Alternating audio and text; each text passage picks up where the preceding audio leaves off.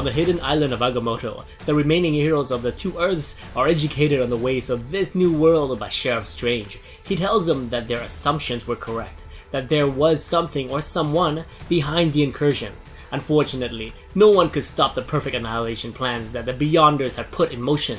Even Dr. Strange turned and ran when he looked into the dark abyss that was the Omnipotence. Doom did not. Doom saved all that was left to save, and they killed their foe and took their powers for themselves. Doubt him if you want, defy him, curse his very existence. It matters not. Doom reigns supreme. Long may he wear his crown. Cyclops, with the entire powers of the Phoenix Force, stands ready to challenge Doom's reign, but Strange objects. Then suddenly, a hammer of a Thor begins to glow. Strange now sees that their attention is needed elsewhere. The kingdom of Utopolis. A battle rages on as the Thor Corps takes on the Cabal. Two Thors are heavily wounded, and the Corps knows that they are losing. A Thor, using his hammer, signals the alarm for help, but this unnatural melee requires more than their army of Thors. This requires the attention of Doom himself. The Thor strikes with lightning, and one Thor vanishes from the fight, only to reappear in front of Doom himself. He informs his god and creator that they are losing to unknown heretics that would threaten Doom's reign, but the All-Father does not take this information lightly. He marches towards the Chamber of the All-Seeing. From here, Doom can watch his world in the comfort of his own home. The chaotic battle displays right in front of him, Thor versus Cabal, but when Valeria asks her father what he sees, God Doom says that he sees mortals fighting mortals. Gnats that do not concern him, but Valeria points out the fact that the multiple versions of this heretic are known to the court, but none of them shows the fearful amount of power that this one displays. Even Susan Storm points out that her force field cannot withstand more than a few blows from a Mjolnir, but these rebels are standing strong as their fields repel the weapon of the gods. As the court watches the battle unfold, a portal opens up which causes the Cabal and the Thors to halt their battle for a brief moment. Sheriff Strange has arrived with company. The heroes engage the Cabal, and still, the court watches on. Valeria has researched these familiar heroes many times before, as she has concluded that the analogs all share something familiar and constant, but these fighters are somehow different. At this time, even Doom notices something familiar about these heroes, but then one person catches the All-Father's eye.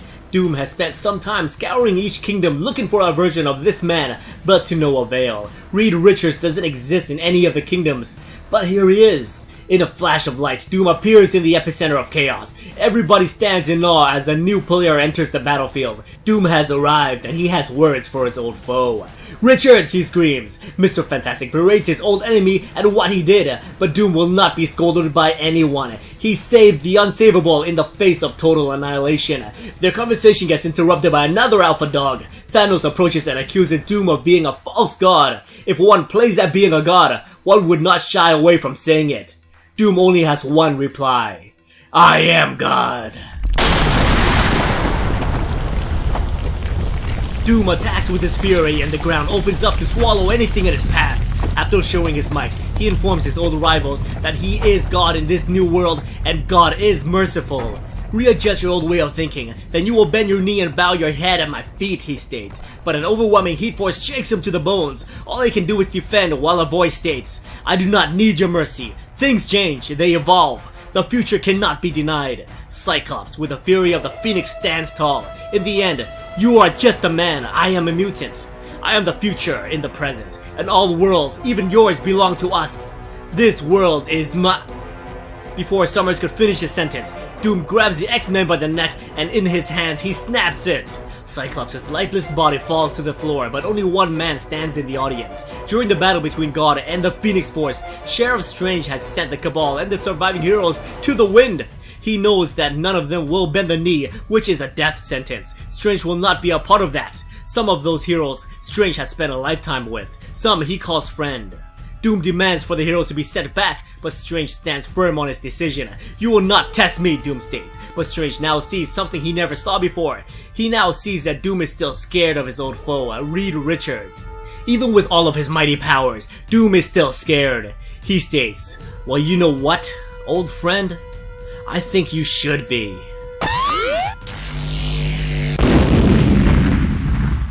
The All-Father Doom will not stand any form of insubordination, not even from his second-in-command, from a man he called friend.